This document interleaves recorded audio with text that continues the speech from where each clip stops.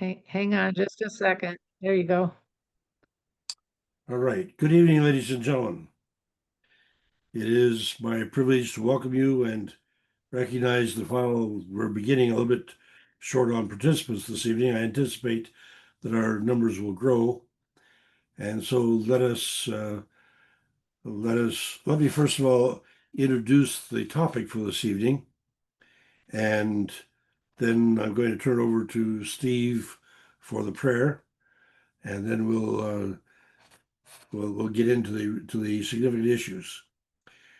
I want to begin by pointing out that in 1970, Alma Blair, who was a professor of history at Graceland and one of the founders of the good dialogues between the LDS and Community of Christ, or LDS, Alma Blair proposed in 1970 that there should be a Lamoni Historical Association, which would be looking after the historical interests of Lamoni, both in the structures and in the education. And finally, in January this year, that organization was established with 20 members, and for some reason they elected me president. We are working out of the Joseph Smith III home, which is pictured here, because that's the pre-existing museum and historical structure for Lamoni. It's sort of the benchmark for Lamoni as the only real museum presently. But it means, though, that we have now an organization that is preparing for the Lamoni Sesquicentennial in 2029. And at this stage, we are proposing to paint the Victorian houses in appropriate colors. And we have good prospects for grants to help with that. We're wanting to put signs with QR codes to identify the historical sites. And again, we have good prospects for grant money to help with that. We're wanting to see a museum of tools and tractors of Iowa, or perhaps of the Midwest. And the Stahl family, which owns the property between Interstate 35 and Highway 69 at the Missouri-Iowa border on the Iowa side.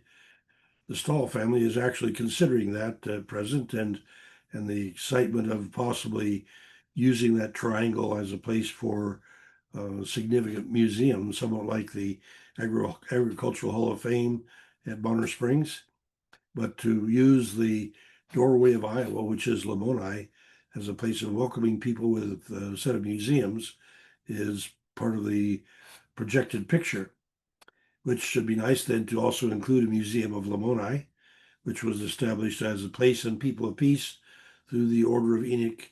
And the earliest evidence I've found for that is 1871. However, as you drive into Lamoni, you'll find that the Iowa Tourism or somebody has put up signs that show since 1866. Well, 1871 is since 1866, and so in that respect, it's accurate. But I have yet to figure out how it is that the Iowa signage people were able to put together 66 on something that I cannot justify for another 5 years. But anyway, in 1871, the Order of Enoch did begin the purchase of 3,000 acres of land in Decatur County at that site. And they arranged for the railroad to come through. Excuse me. They arranged for the railroad to tie Mount Ayr and Leon with a loop down to Lamoni. And that happened in a year in 1879, and that's why we're looking to celebrate the Sesquicentennial in 2029.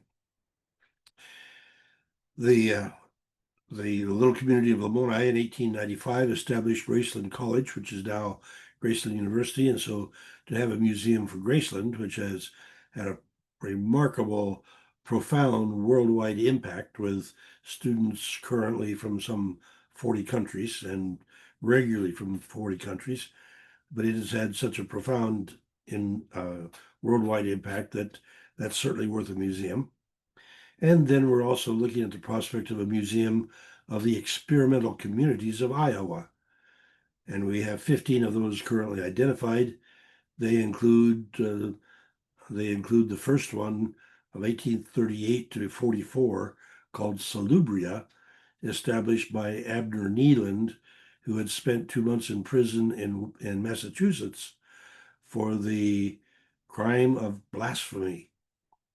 He was the last one to be imprisoned for the crime of blasphemy in Massachusetts. But when he came to Iowa, he wanted to establish a separate small town where people would have the freedom of speech. And so here's one of the pioneering experimental communities. It didn't last very long, but it is another of those fascinating little bits of the history of Iowa that I think belongs in a museum. And of course, we are discovering that we have a whole bunch of pioneer cemeteries that have not been used in the last 50 years in the county of Decatur. And so one of our objectives as a historical association is to try to find ways to salvage those. And so, of course, we're seeking grants to accomplish all of the above. And we are then planning to start hosting the Untold Lamoni Stories next March. And then we are planning to host the Book of Mormon Bicentennial in Lamoni, one of the few places that has a Book of Mormon name, in 2030. And so this evening, we're announcing that.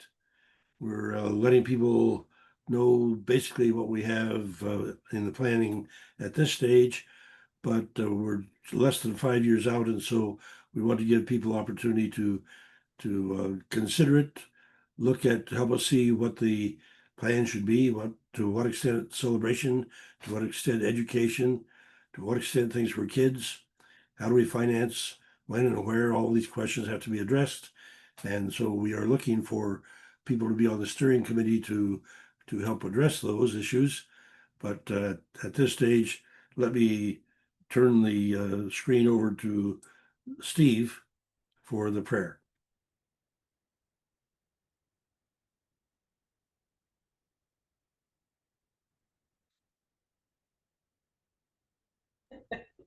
All right. Cosmic soul who designed the universe, time, space, and humankind to occupy it. We bow in appreciation that we are given the mystery of history, as well as our snapshot in time to explore how we fit. We gather this evening on Zoom to explore prospects for the Book of Mormon Bicentennial, and ask your blessing as we embark upon planning a celebration of a book of scripture we know somewhat well. Nudge us, guide us, we pray, as we think, plan, consider, reconsider, and work out the bicentennial celebration, so that your purposes in providing that book of scripture for us can influence ours and every nation.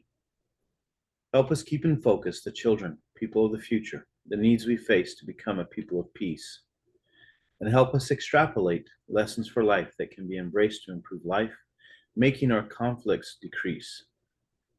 And as we discuss, negotiate, brainstorm, and plan, we ask your guidance, that we listen to each other, seeking to understand, sharing respectfully, amicably, agreeing on occasion to disagree, while seeking mutual benefit, while honoring you, our God and cosmic soul, whose plan is big enough for each of us, all of us can fit.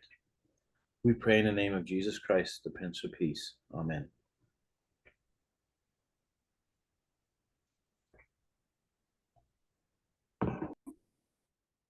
All right, thank you, Steve. Steve is in charge of the Untold Lamoni Stories starting next year.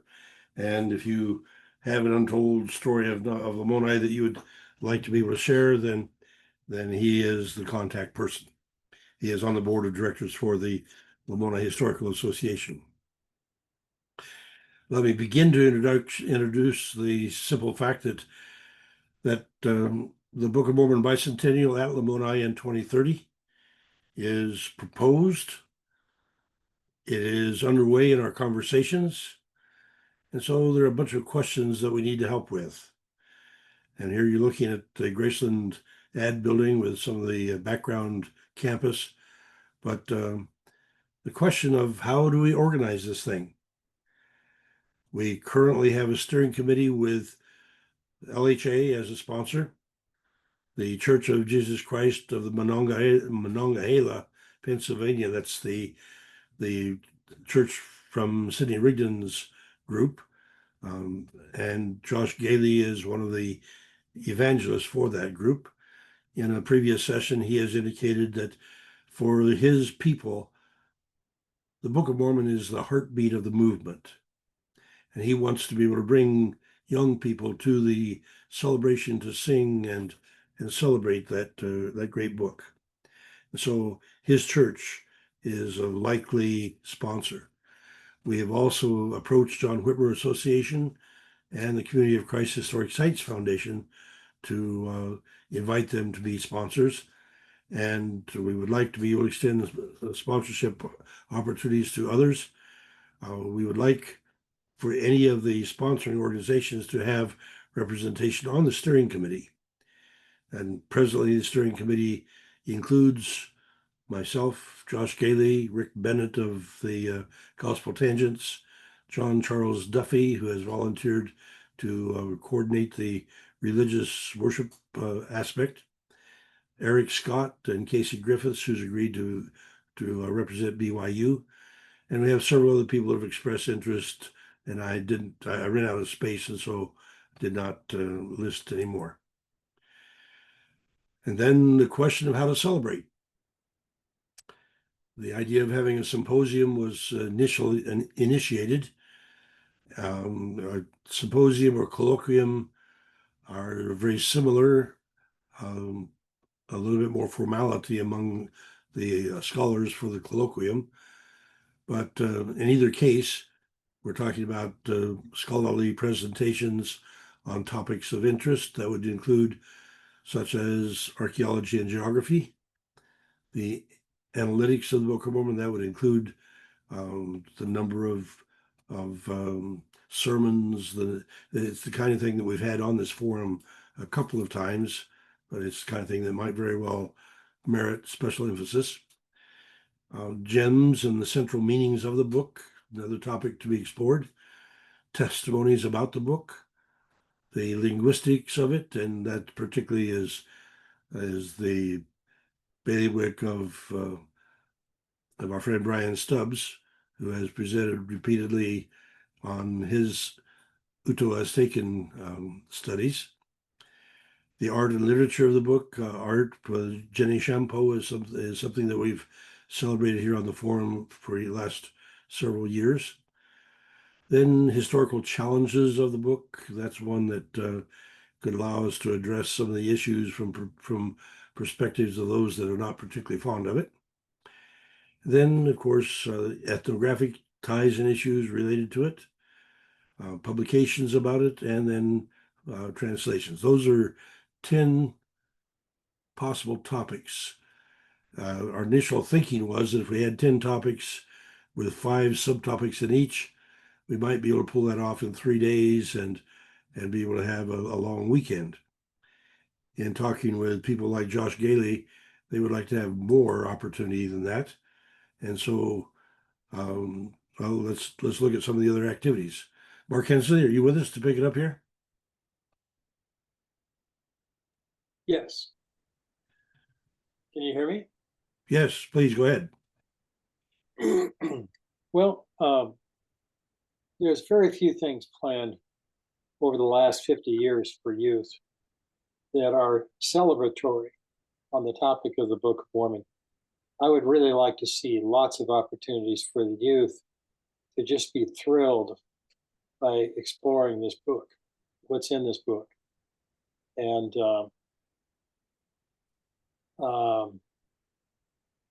I've been trying to contact different people to be involved with these activities. I could see us having, daily classes, as well as evening productions of theater, music,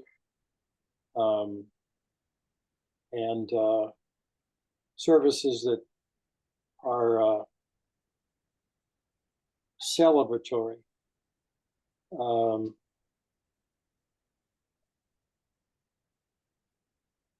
I want people to know what this book's all about that are young and to get excited about like I was, and to, to learn from the best that we can give with our instructors and our approaches to help them discover this book. Most of them for the first time.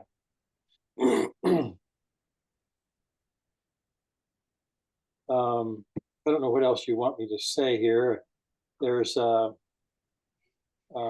want me to mention certain people that I've targeted to get involved. There's a woman who just had classes in the Book of Mormon in Oklahoma, and I'm supposed to be getting information about her. She's put a lot of effort and time and money into these, a lot of teaching materials. Linda Phillips has got storage in her business for a lot of Book of Mormon projects that she's used in the past to teach the youth. And I contacted the remnant group to see if they would be involved with this too. They put on a pageant several years ago, and Cindy Patience said that she would see if they could bring that back again for the celebration.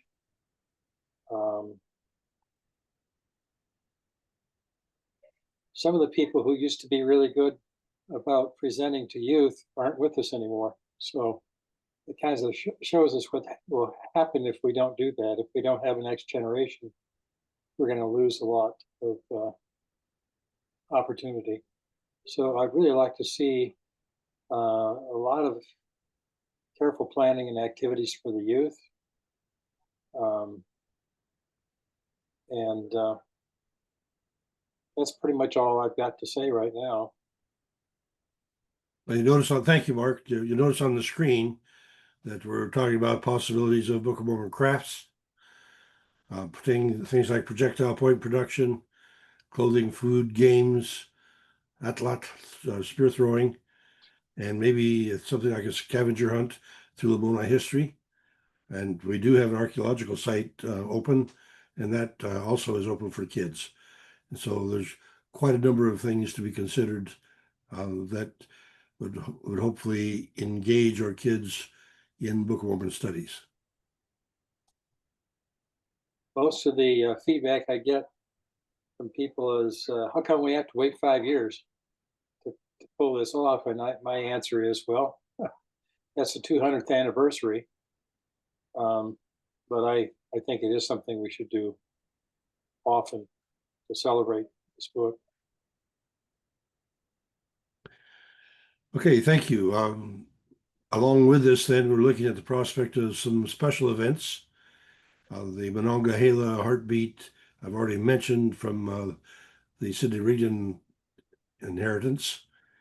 Jack Ergo, the recently retired musician from Graceland, has indicated that he has half a dozen musicals that are really not quite up to par, but might very well be refined and made worthwhile to I'll at least get something out of that to present. Chad Elliott is a professional musician, and he is excited to prepare a presentation for the Bicentennial, and it would honor his grandfather, Alma Blair. Having a pageant, as Mark has indicated, is also a possibility. And then, of course, I've already mentioned that John Charles Duffy has indicated that he would like to conduct worship and give Book of Mormon a theme, the special consideration there. Hey, Paul. Yes. Diane has asked Mark who the first group was that you mentioned to help with the youth activities. Well, there's Linda Phillips. There's someone that I got to get better acquainted with who just had a week's worth of classes down in Oklahoma at a reunion. There is the Book of Mormon Foundation in Independence, Missouri. And they have an ongoing program with older youth in the Independence area. There's a place down in Texas that's called 2000 Strong, and they have summer camps that are based entirely on the Book of Mormon. You get that Monongahela group from Pennsylvania who would like to provide music. I'm just trying to scout talent, people who are interested in youth, who know the Book of Mormon and how to present it in a way that's interesting and fun. So, if you know people who have an interest in this, sure, let me know. And I'll approach them too. Okay. Diane, does that answer your question? Yep. Thank you. Okay, Aaron Laughlin is our treasurer. Let's give him the chance to talk with us about finance.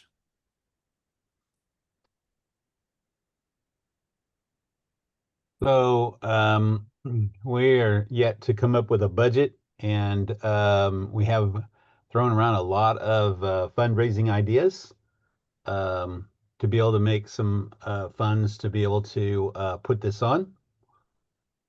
Things that range from craft shows to sermon series and things like that, to golf tournaments, to a lot of different things. So we're working on trying to come up with ideas on how to do fundraising. I've been the most successful with getting a donor to donate matching funds. And that really helps a lot when somebody wants to donate to a charity, an organization. Then they donate $500 and the organization gets $1,000. It's a very good marketing to be able to get that to happen. So we're working on coming up with those kind of ideas. We've got the houses, like Paul said, painting the houses in the area with period colors and kind of historical scavenger hunt, basically, with donor boxes at the locations. So if people would like to donate to the organization, then they can do that. So we've come up with a bunch of different ideas on how to do that. And we should be able to raise quite a bit of money, but I'm not sure how much we need so far. So. And so we wanted to open it up for the Book of Mormon Perspectives Forum participants to tell us what do you think? What do you think? Help us out. I've got a couple questions. One is on the finances. You're saying you don't know how much money you need. What are the anticipated expenses? What things are going to cost money? Because like if it's going to be at Graceland College, are they going to have a fee for using their rooms? They would for their dormitories, presumably, but I'm guessing the people who come and stay in them would pay that fee. So, but their conference rooms, is there going to be a fee there for using their conference rooms? We need to explore that. We haven't even gone to the college yet. Yeah. Well, yes, we have. However, in going to the college president, we talked with him about the untold Lamoni stories and got a favorable response. And then I've asked for him to take on or to look at the Bicentennial, and we had a misunderstanding. And over the last 3 weeks, we got shuffled to his assistant and to the one of the fundraisers for the school, and we had hoped to have a conversation with them this last week, and they never got back to us with a time for that conversation. So we are uncertain yet about to what extent Graceland will be supporting it or just simply providing us a site. We are anticipating that it would be not in March, which would be commensurate with the celebration of the 200 years publication, because it's going to be more difficult to work out housing and so forth at that season. So we're anticipating probably to go to a week in the summer in order to get enough time to have more celebratory evenings, for example. And so that's at least where my thinking is at the present time. So Val, your question is perfectly legitimate, but we're still forming the steering committee, and we're in hopes of having a meeting with the Graceland officials, this week to be able to get things more secure in terms of date and facilities. And in terms of cost, clearly, if Graceland minimizes that cost, it's going to minimize the amount that we'd have to raise.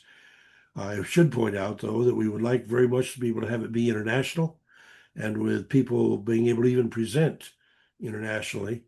And so while there would be probably 1,000 people on campus, there might very well be 10,000 people participating. So that would be via the internet?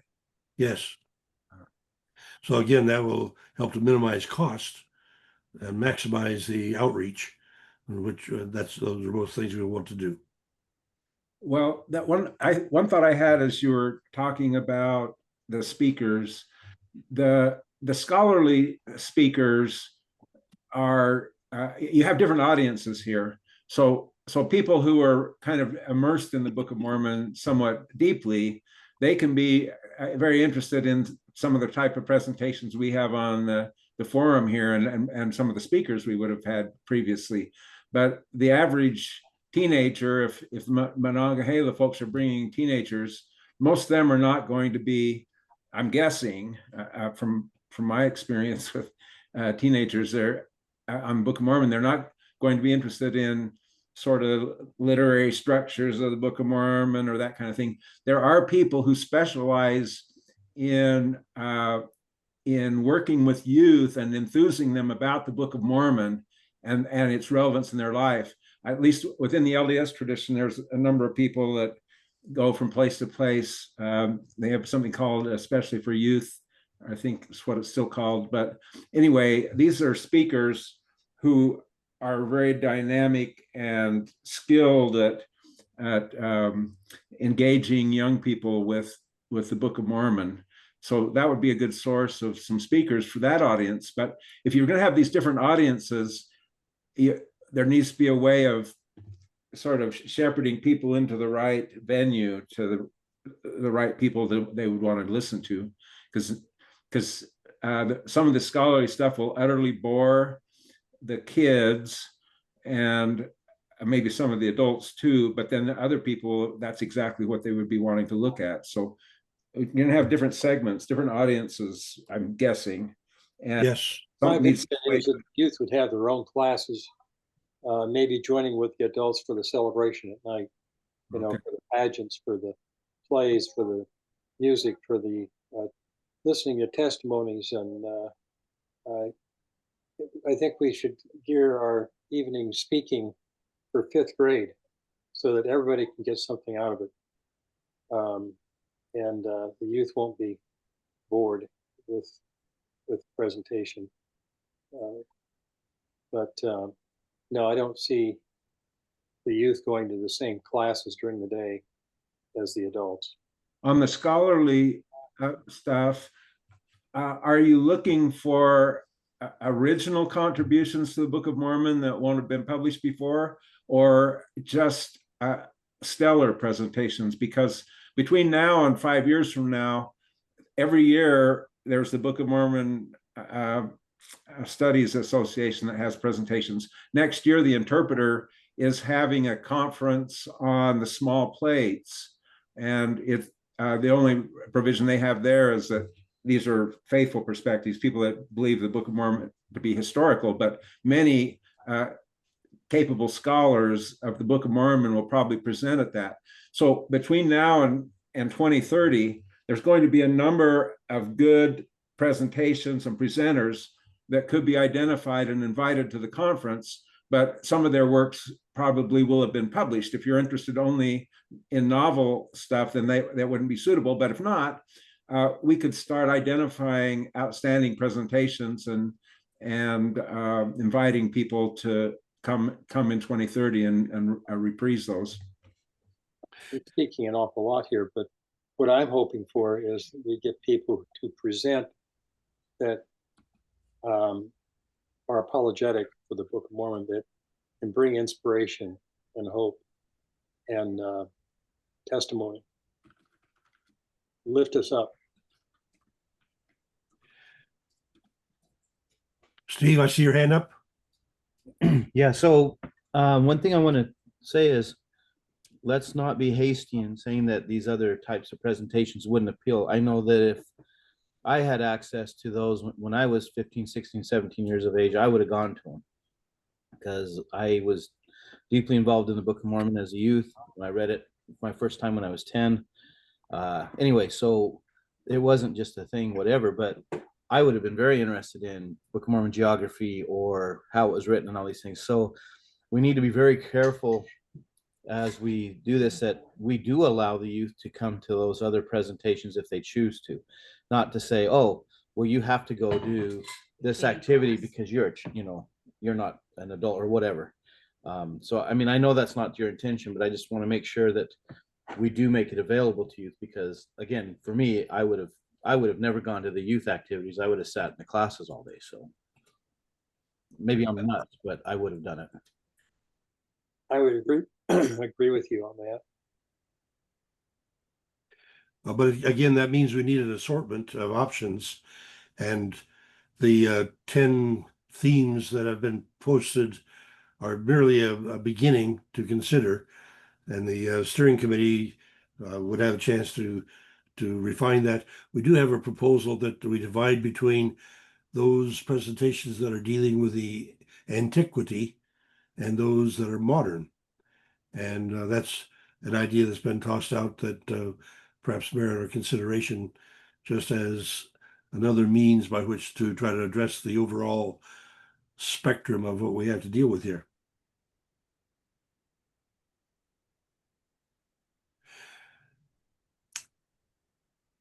Oh, and I think I messed up here, because if I stop sharing, then Diane can share and keep notes on what we have, and we can get other people involved in the discussion. I'm presuming Diane wanted to get that participant input sheet going. Yeah, she's working on it. She's trying to figure out how to share. Sorry, She goes. I obstructed that. Here she is with the overall outline. All right, and thank you, the rest of you that have joined us. Joanna, Carol, Earl, I see Kathy, and I think there's Carolyn and Joe and Brent.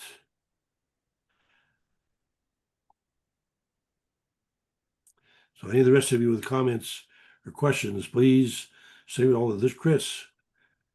Yeah, thank you, Chris Thomas, for sharing with us. You're one of those people that runs quite a lot of Book of Mormon activity, and or has in the past, and so you're a resource that we want to be able to tap as much as you're willing.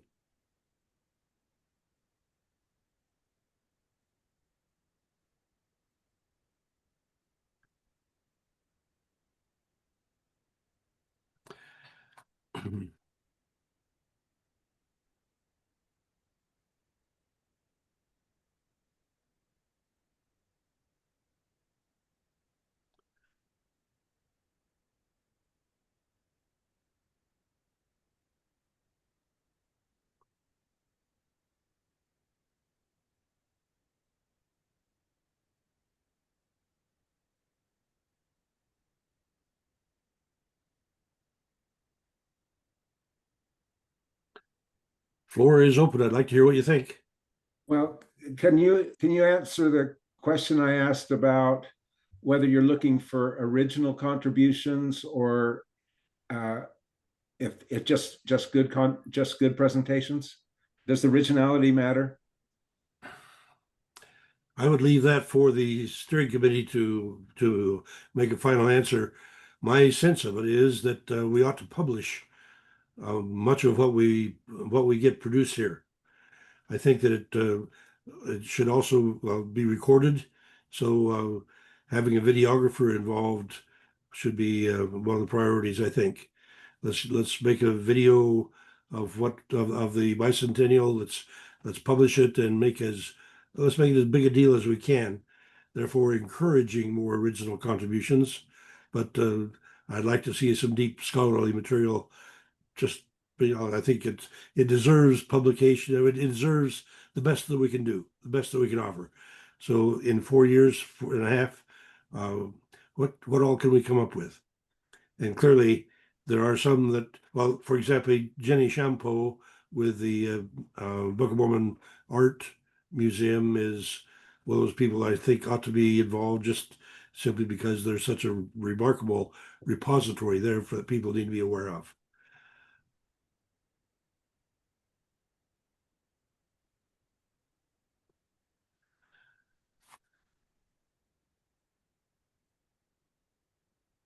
And so, in other words, I would like to not be exclusive in any way just yet. I do see that there may be the need to do some pruning, but I'm hard pressed to see how to do that just yet.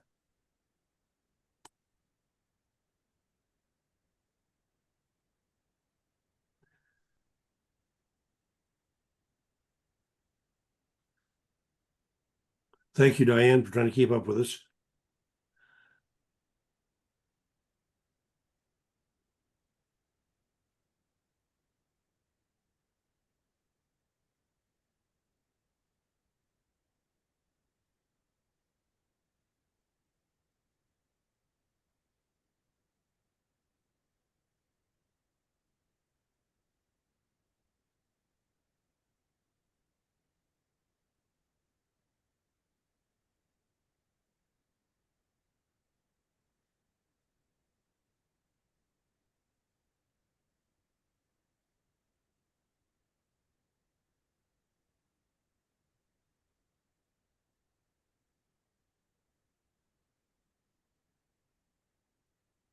I'm curious if any of you have crafts ideas that are appropriate to the Book of Mormon that you would like to encourage or sponsor.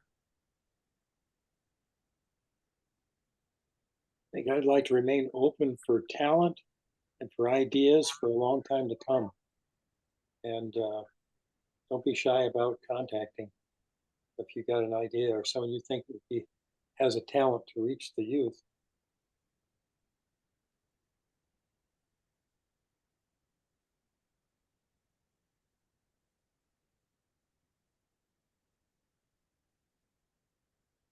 Who's excited about this?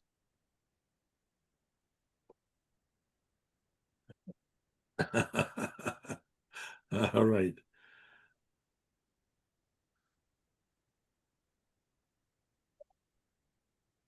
Question, Paul.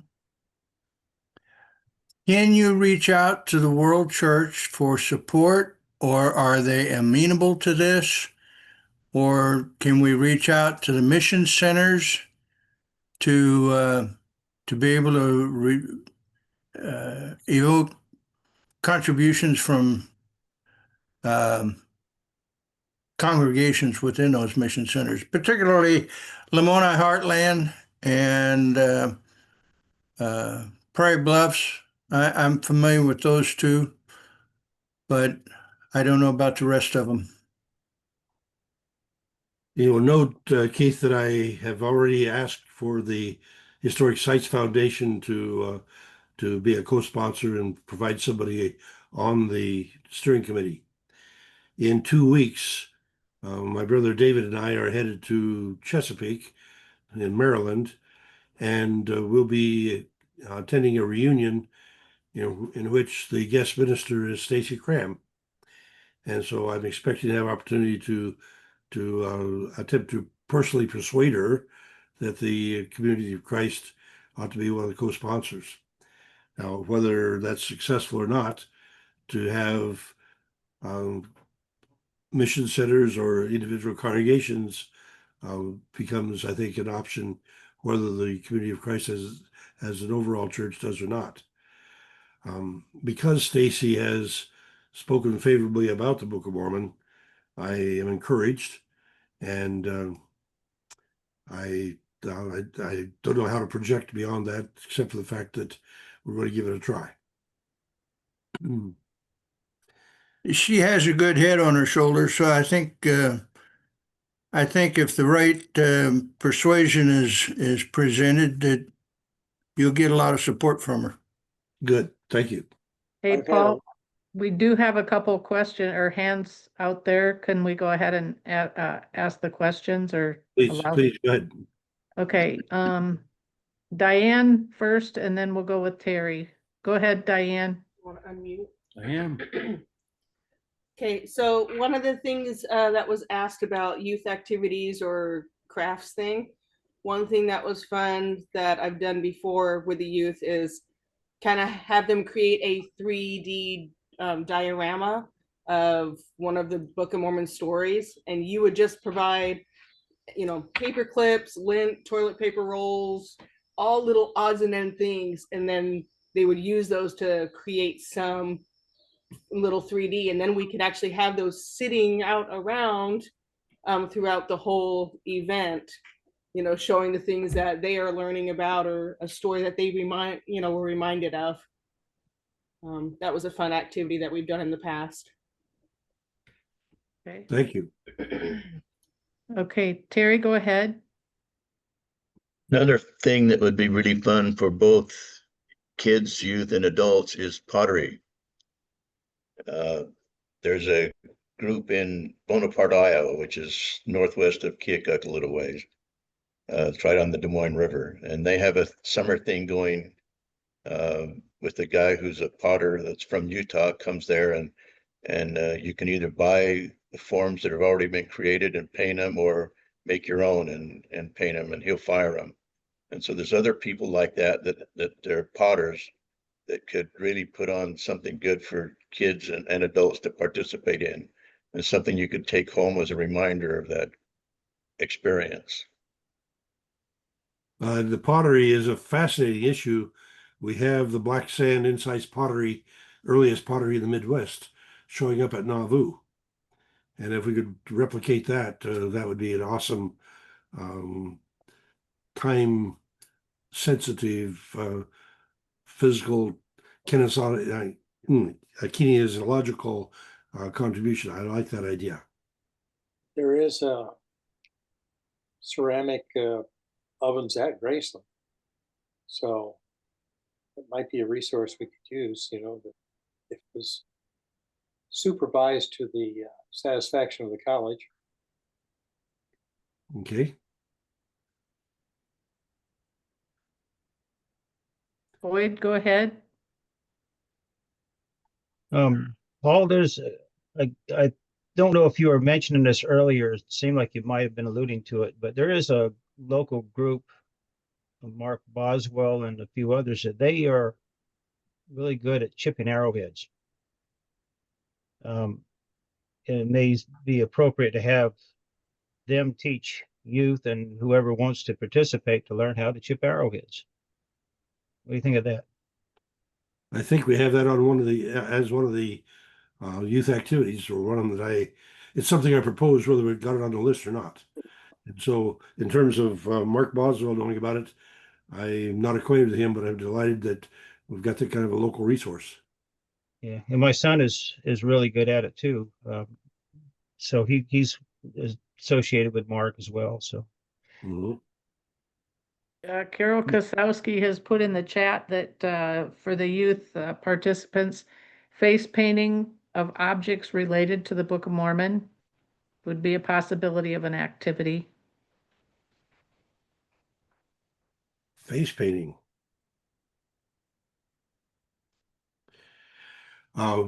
Boyd, just as a background for what you were saying, we do have a 5-gallon bucket full of obsidian at the Joseph Smith site that somebody has abandoned there. And so we do have some excellent obsidian cores to begin with that could be used in that kind of activity. Absolutely. Yeah, those guys can do it. Oh, good. There's Fei Shaw.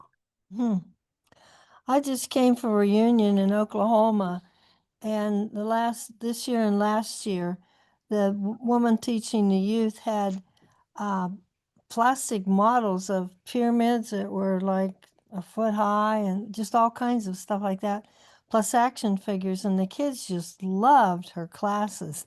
I mean, they talked about them after class, and whoever, kids usually don't talk about what happened in class, but I could find out more from her about, where she got the models or just the whole thing.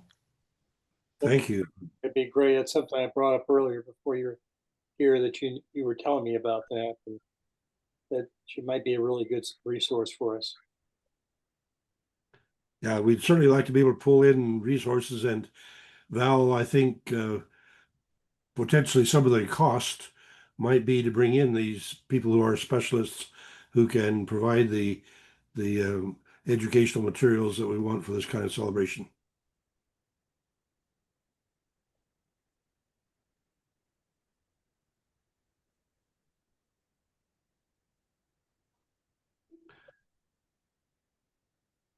Hey, Paul, Chris Thomas here.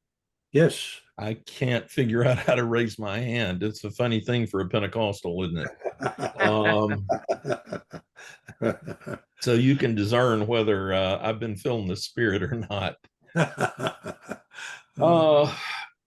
I think if you go with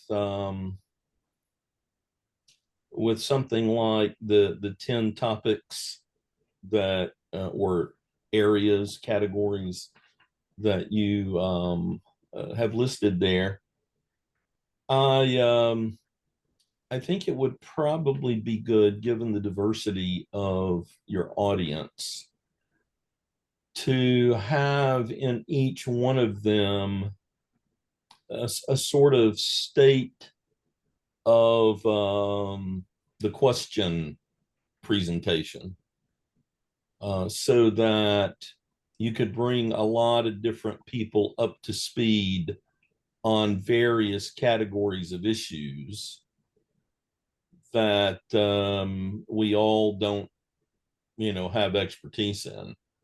And I think, one of the easiest ones to just use as an illustration would be something on art, right? That category. I can't remember what you had paired with art. There we are. Thank you very much. Art and literature. This group has had several good presentations from Jenny. I would dare say there are a lot of people that don't even know about any of that work. And so to have an introduction or kind of, what, I don't know that you want to do an entire history, but she's, been leading that over the 200 years since the Book of Mormon appeared. Those kinds of things I think can bring everybody up to speed. And then if you're wanting to do, some more advanced, my guess is you'll get a hodgepodge of respondents in terms of, how it is people propose things on what they're working on or what they're hoping to work on. And it might be a way of doing a bit of both in the light of what Val has been asking about, because I think those are good questions. I think there are a number of scholars, for example, that will have to justify the expense of another meeting. It seems to me that people who are working on Book of Mormon you're probably not going to want to miss this one, right? I mean, how often do these bicentennials come around? I ask rhetorically because I know we got math people here. So All right. you know, I think kind of seeing in the first instance the kind of responses you get can help you discern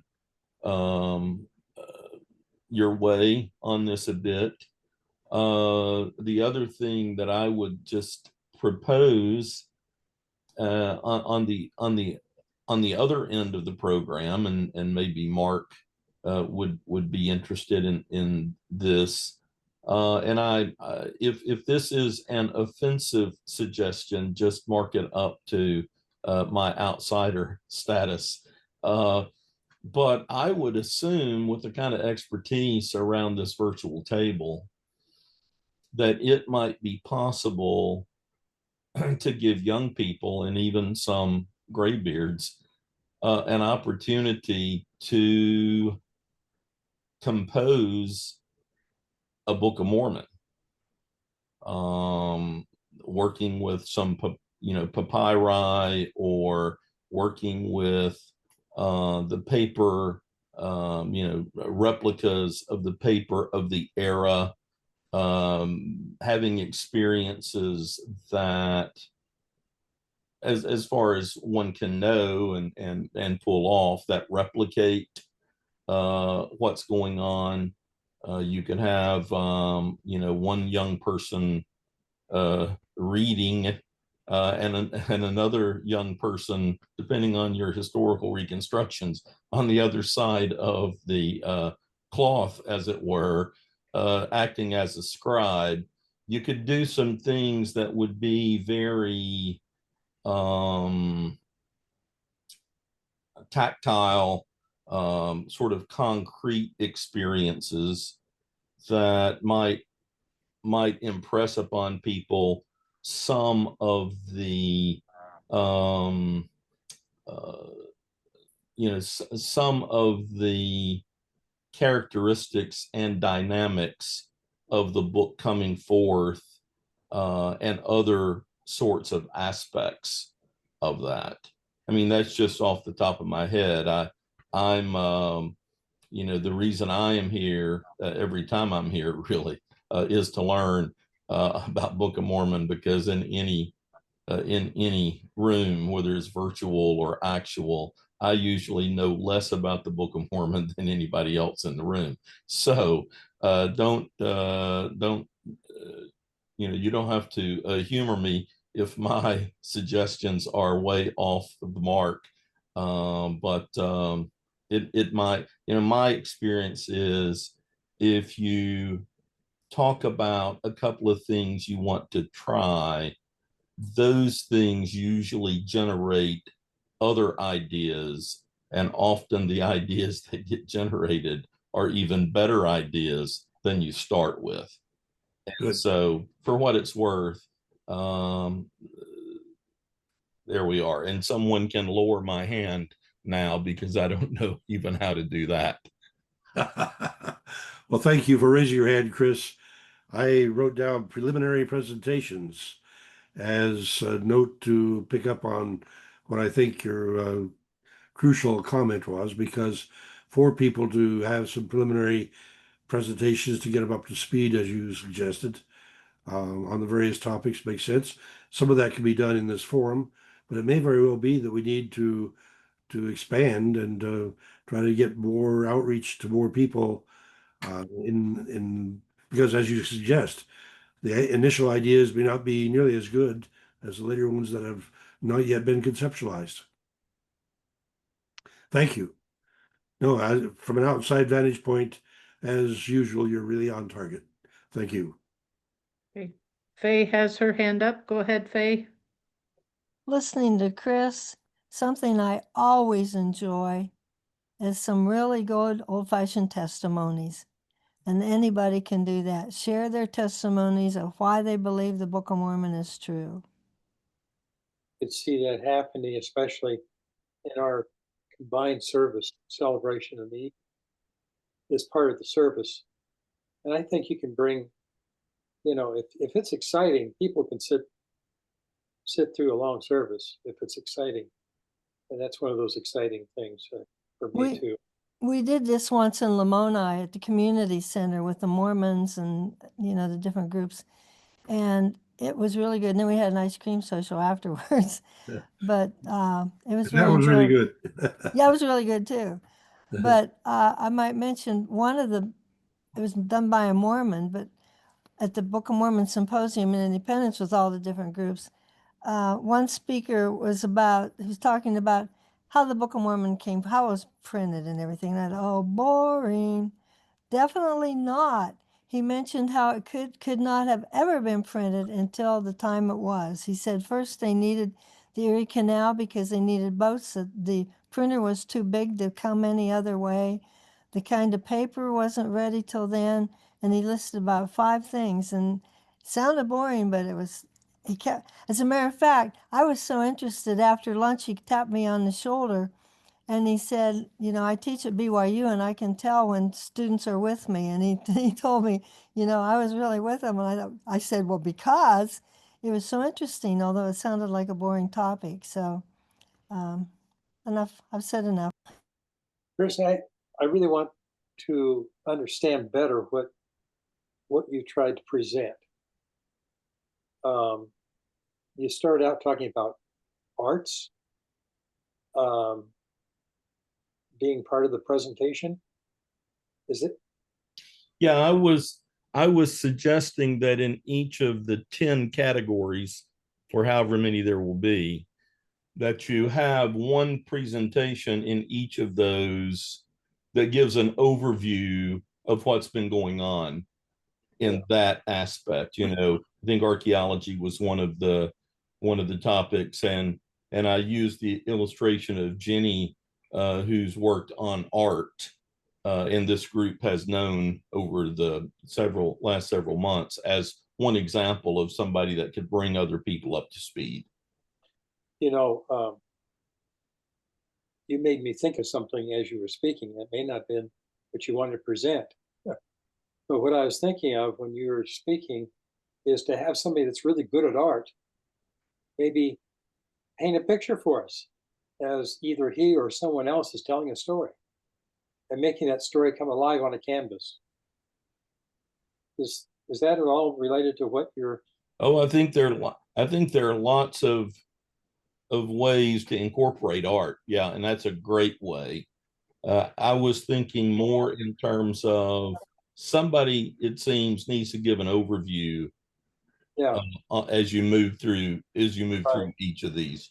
But no, I think the thing about actually doing art is a wonderful idea.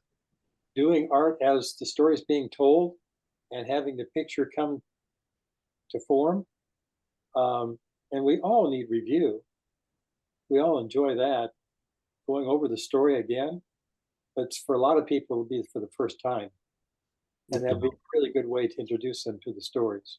And I think of all the kind of archaeological work Paul's done, I mean, he may already be way down the road on this, but it seems to me that especially young people having hands-on experiences is more engaging for them.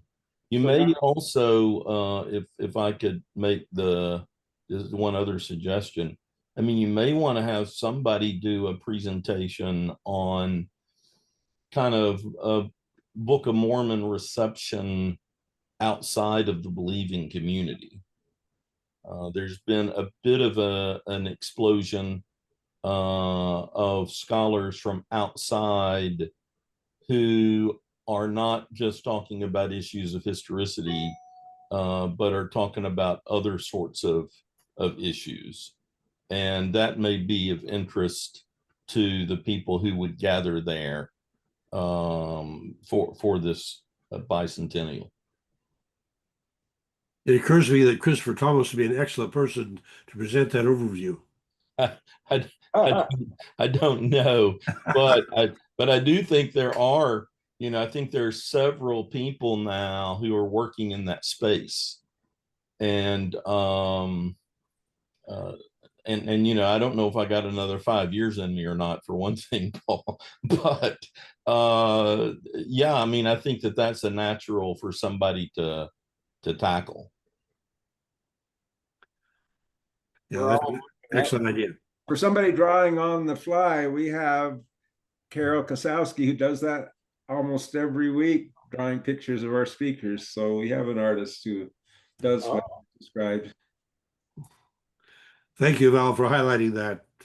And she is awesome.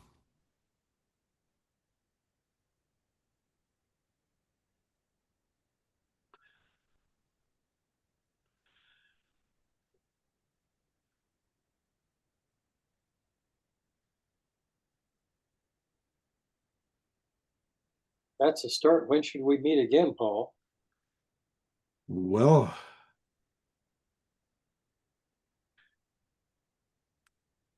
I'm anxious to meet with Joel, the Graceland president, and try to get things narrowed down in terms of when and where. I would like very much to see us get more contacts with potential sponsors, and I'd like to have each of those sponsors have somebody on the steering committee, so that they can actually have some voice in deciding how things are to be worked out. Clearly, I think I've been working with Howard Gardner's intelligences. Back in 1980, he proposed 8 intelligences, and up to that point, people were basically thinking we were either intelligent or not. And he pointed out that some of us are visually intelligent, some of us are auditorially intelligent, some of us are extremely well attuned to work in nature. Some of us are kinesthetically remarkable, agile, powerful, able to dance and do all kinds of athletic things. We have people who are extraordinarily sensitive to other people's emotions. There's another intelligence. So he came up with 8 of these intelligences, and then added the 9th one, as I recall, about 20 years later. I found as a teacher that by getting my students to identify their own intelligence and then having them dig into the historical components related to that, that I got some phenomenal research done by high school kids. I like the idea of having us pull our intelligences together, because when we can do that, there's a remarkable synergic power that can really benefit the community. Because when you have people using their thinking, pulling it together, it's really, well, like this brainstorming session, it gives us a chance to see people raising their hands, and here comes Christopher Thomas with the idea that we should do some preparatory sessions to have people explain the background early on. I hadn't considered that, but here that's clearly appropriate. And well, and so I'm delighted with the conversation at this stage. I see Blair Bryant with a hand up, and so I'm going to yield to him. Paul, can you hear me? Yes. All right. There are some things that I would like to speak with you about that I don't want to share with this group as a whole. So I would like to ask you, could at the end of this session, you stay on Zoom with me on a personal basis? Okay. Okay, thank you.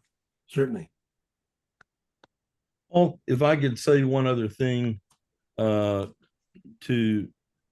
Mark in particular, I wonder what the feasibility would be of either having, I'm sure there's a better word for it, but having role play or young people acting out either significant Book of Mormon stories, hopefully, you know, not the killing of 3 million people, but some other Book of Mormon stories, and and or, you know, stories about the coming forth of the book.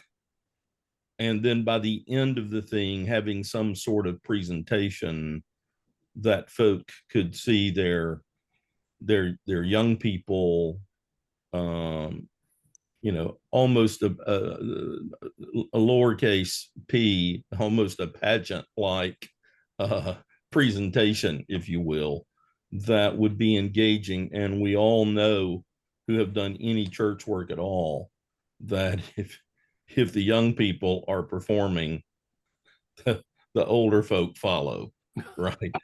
And it might be kind of an immersive experience for them. I think that's a great idea. I've seen that done at a lot of reunions over Bible stories, and you get a lot of laughs, but they remember and learn from it too.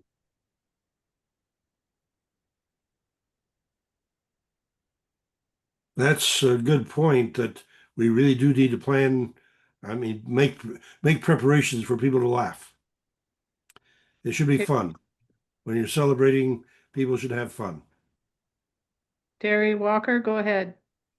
The LDS Church used to sponsor about a half a dozen pageants around the country, New York, Nauvoo, Manti, Utah, Mesa, Arizona, and maybe some others.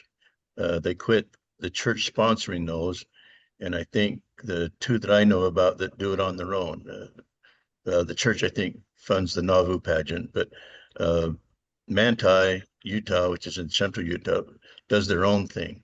And every one of those pageants has a Book of Mormon section in it. And so there's people that you could probably talk to that know people that could be willing to participate and do these Book of Mormon things like Chris suggests.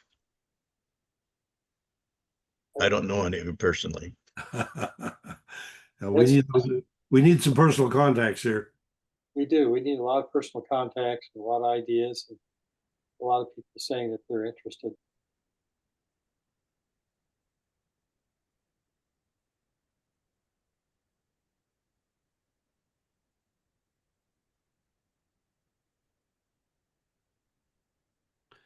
Go ahead, Faye. I know even here in Lamoni, um, um, Steve Smith, Ron's brother, has written some plays and musicals and stuff that we put on. So they're probably still available to use again, I would think.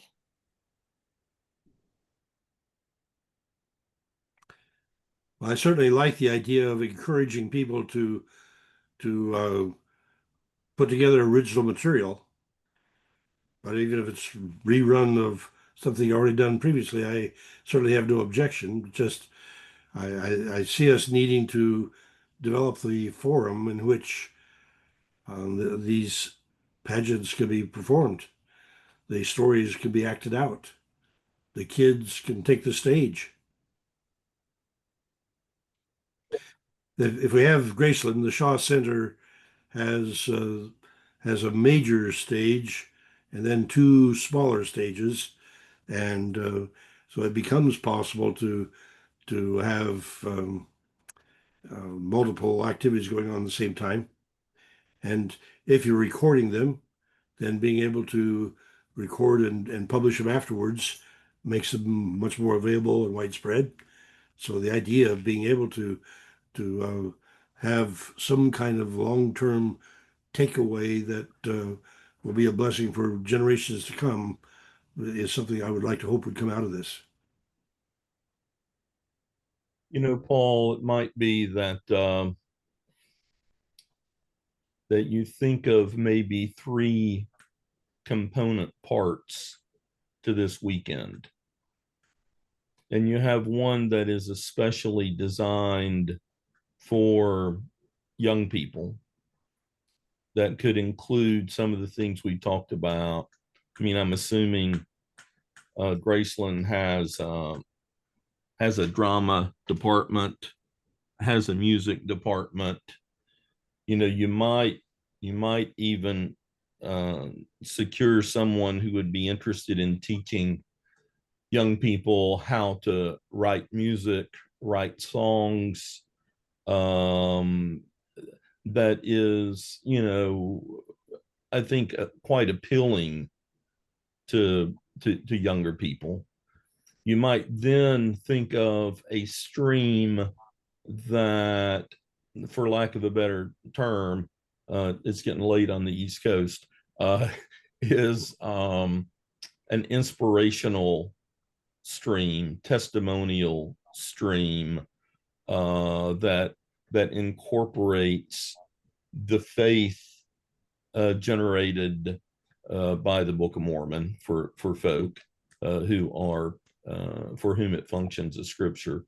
And then you might think of a stream that is a bit more of a scholarly stream, so that you then have people who may turn up primarily for that, and then work in some plenaries that try to bring everybody together in a way that will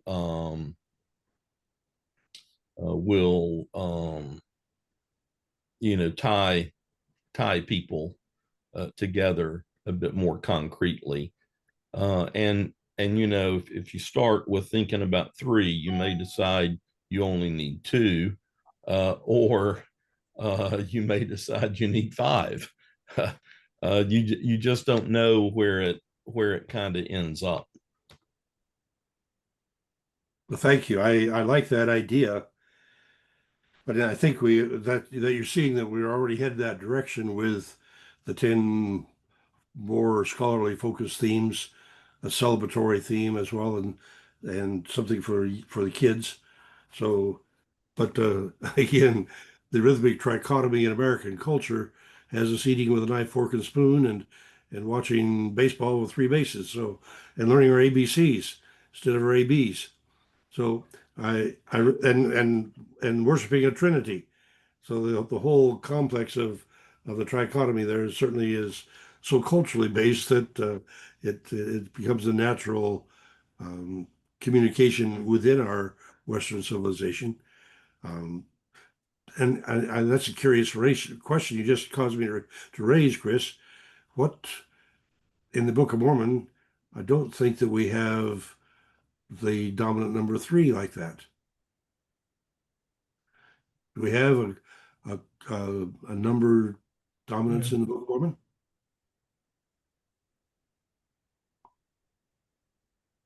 Well, what I was thinking about was completely uninspired. So I'm not making claims for just 3 or what have you. But I know you always go a lot deeper than me and tie those into such things. Well, I'm intrigued that the trichotomy is so prevalent in our culture that well, and it's a natural for us. I mean, we learn to go to the well and get 3 wishes. We watch CBS and ABC and NFL. So, I mean, so much of our lives are compounded around the subtle, quiet, mysterious trichotomy. And I think that has profoundly influenced our perception of the nature of the divine. And First Nations people, I think, generally are much more focused upon the 4 the 4 directions, the 4 seasons. And okay, I see Steve's had his hand up there for a while, so let's give him a chance to get into it. I was just thinking it'd be kind of neat to have an essay contest on the impact that the Book of Mormon has had in your life. And then for either the maybe Saturday night, one of the final nights or whatever, we could have the contest, and then the winner, top 3 or whatever, they could get up and read those essays. That way we bring in participation. Anyway, but it includes, that would bring in people from the audience more than just having set presentations. Well, and if we could also offer scholarships for kids doing that, that would be neat. Yeah, I could take that. You'd like that, huh? Okay.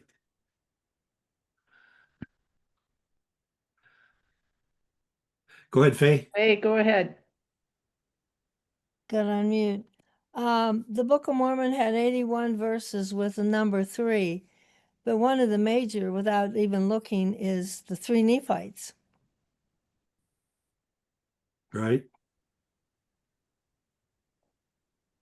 Yeah, here's the lady that put together the index on the Book of Mormon. So, wow, thank you for being that resource, Faye, and thank you for the work you did putting that index together on the remarkable, what's it called, Restored Covenant edition. Right. I also did all the cross references. Well, but she says, how many threes in you said 80? I'm having a hard time getting my cursor down to 81. 81 verses with, all right. All right, maybe, well, but Joseph Smith would have been profoundly influenced by the trichotomy, and so that may follow through him. Hey, we may never see Paul again armed with that bit of data. Oh, there's so many things. Well, and you see, the 3 is a split of the 9 intelligences that I was talking about, and so there, it would get me excited about how we pull these things together. Oh, what fun! Thank you, folks. Just you make me laugh. You make me smile. It just brings tears to my eyes to have this kind of a fellowship. And thank you for enriching our lives and helping us to project to what I anticipate will be a marvelous synergic experience. Educational, worshipful, scholarly, and encouraging the kids to learn the lessons of a book that is calculated to encourage people toward peace. I was just thinking that maybe we could have prior advertisement of things, some of the things that we're planning to do, like the essays. You could offer the idea that if you came and brought your essays, you might win some kind of a scholarship to Graceland or whatever.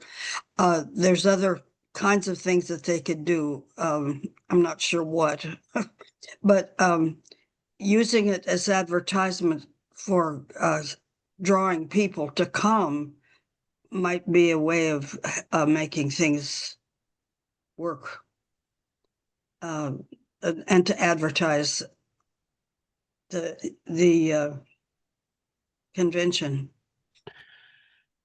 So maybe we ought to be looking at having essay contests in the years prior as a build-up to the bicentennial. I would think you need to have a prior notice of it. Kids can't just come up with however much money they need to come. Often they can't, so they have to work toward getting that done. And that might be a way of advertising and also giving them something of a scholarship type thing too.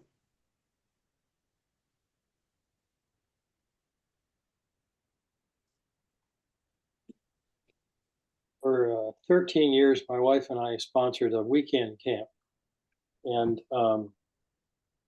we would call all the congregations, encouraged to get their youth to the camp. And they might say, well, we don't have any youth in our congregation. But do you have grandchildren? Yes. Well, bring them along and give them something to do, give them something to do, some responsibility over the youth. One year we had kids from 5 states in Canada there. And we basically had very little support or money, to pull that off. But if you get a number of people that are excited and try to recruit, it could be a really big event that changes some lives.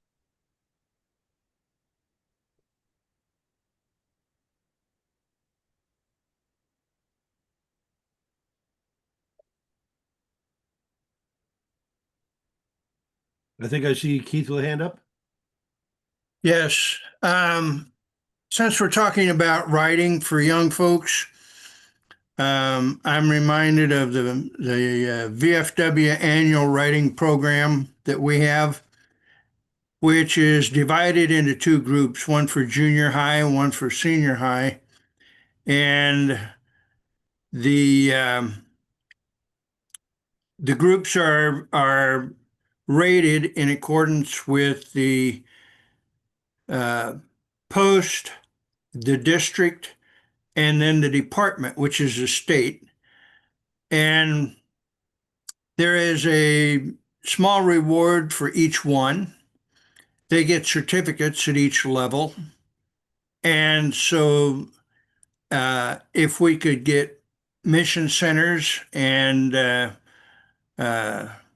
areas like that involved in judging and send these things up with a deadline for each level, then we might get some participation. And at each level, the winners, if they're not local, I may be wrong, but I believe transportation is provided to the site where the certificates and so forth are held if they're not local. Like state, we might have somebody in Nebraska from Scotts Bluff that would win the state, so we would pay the transportation for them to go to Omaha, where the state headquarters is, the department headquarters. And so that's, and then we give them a certain subject for the year too. So each level has a different subject. The junior high kids have one subject to write on, and the senior high kids have another subject to write on. And so everybody's writing about the same thing, but judged on the merits of their writing and their composition. So that's just a thought. Thank you. Appreciate people sharing just a thought.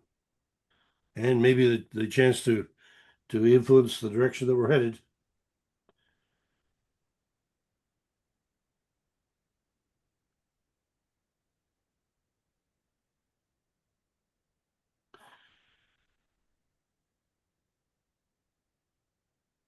There, I see Chris with a hand up again. I found my raise hand command. All right. I'm assuming that it might be possible with your different groups and committees that are working on specific aspects to try to draw in some of the staff and or student body at Graceland. I'm assuming they've got people who know something about the youth of the church and teaching the youth, etc. And that might turn into something then that some money could be raised for small stipends for them. And then that ties Graceland more directly, regardless of what's going on at the higher levels. But it ties in, a variety of people from the university. Good point. Good point.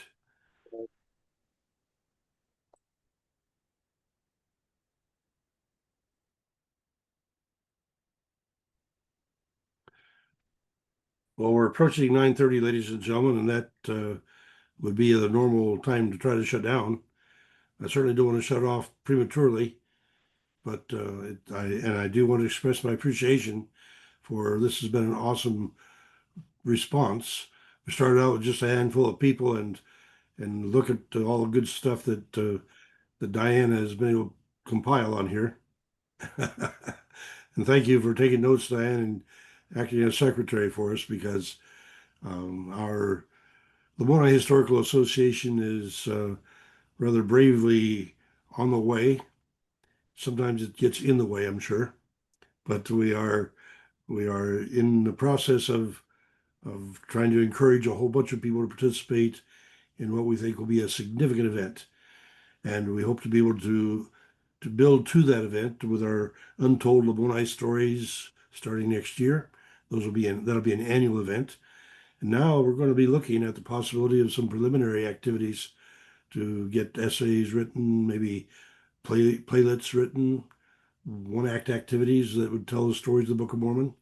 What fun! I mean, there's just so many things that can be done here, and if we can increase stipends for professors, I think that's a brilliant idea, because when professors don't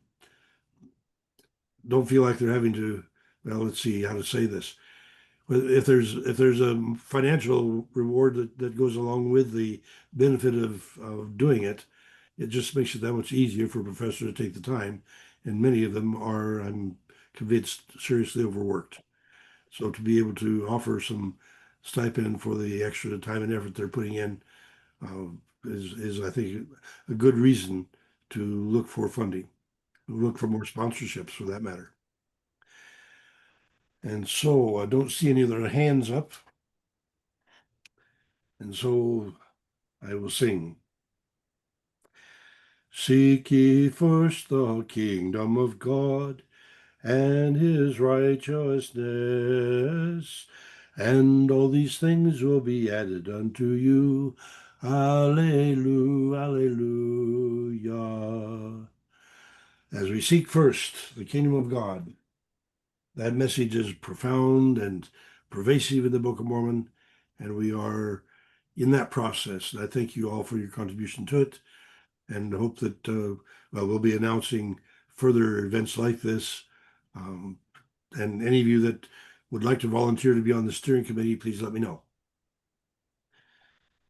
And with that, I think we can shut off the recording and be available for further discussion if you'd like.